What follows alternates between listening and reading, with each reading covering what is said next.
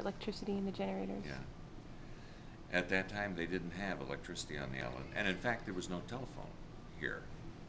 Um, so you were really isolated, and that was one of the things I was looking for. I was a busy attorney back in Cleveland, where I come from, and when I left, I was able to tell my secretary and staff that you can't reach me. You know, I'm on vacation.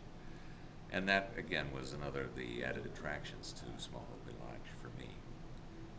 And while they now have virtually all the modern amenities, including Wi-Fi and whatever, it's still, you know, a place to get away from it all. And that's its value to me as a place to escape from the cares of everyday life. The next day was the first day I could go diving, and I went to the barge. That's about 65 feet of water or something like that, and it was relatively new and unscathed at that time. It had a cabin on it with glass windows and a steering wheel, a helm, a binnacle, and it was reasonably intact and yet loaded with fish. And it was amazing to me as a new diver. I had been to maybe 30 or 40 feet before, 50 feet before, but this was one of my deeper dives. And unfortunately, I didn't stay here very long that first trip. It was part of a longer trip that I planned to, you know, to include Nassau and other places. But the place drew me back, and the very next year I was back here for at least 10 days or 2 weeks. And I kept coming back. During the early years, the main attraction, besides diving, was the people here.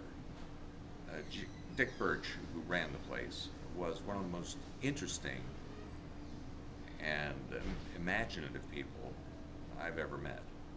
He was worth the trip just to talk to him. And his specialty was fomenting discussion.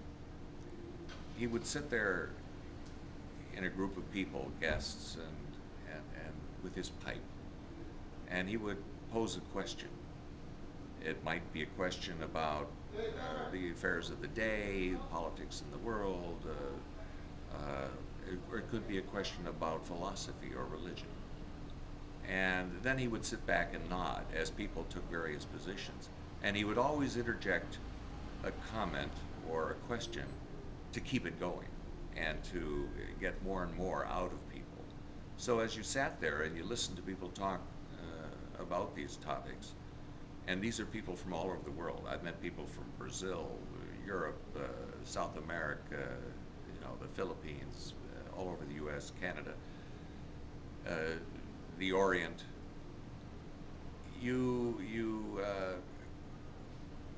saw or discovered through Dick Birch's conversational magic not only the diversity but also the universality of the way people think and react and emote. To me, it was so intellectually stimulating and so much fun that we'd stay up till all hours talking and just having fun and drinking and enjoying one another. And yet he was very good at keeping people on an even keel so that things never got out of hand. You know, even though there was a wide variety of opinion, everyone seemed to understand that exactly what Dick was doing. He was getting people involved and having fun. The other thing that I noticed, which still exists, are the books. The lodge is loaded with books, and I'm a reader. I've always been a reader. And the books cover everything. I mean, there's a book here for anyone. Books about marine life, of course, and the ocean and the history of the Bahamas, but fiction and biographies and historical materials, magazines of all sorts. And what happens apparently is that people come in with these materials and they bring them and they read them and they leave them behind. And over the years, I mean, there are thousands of books here, and that was always an attraction. The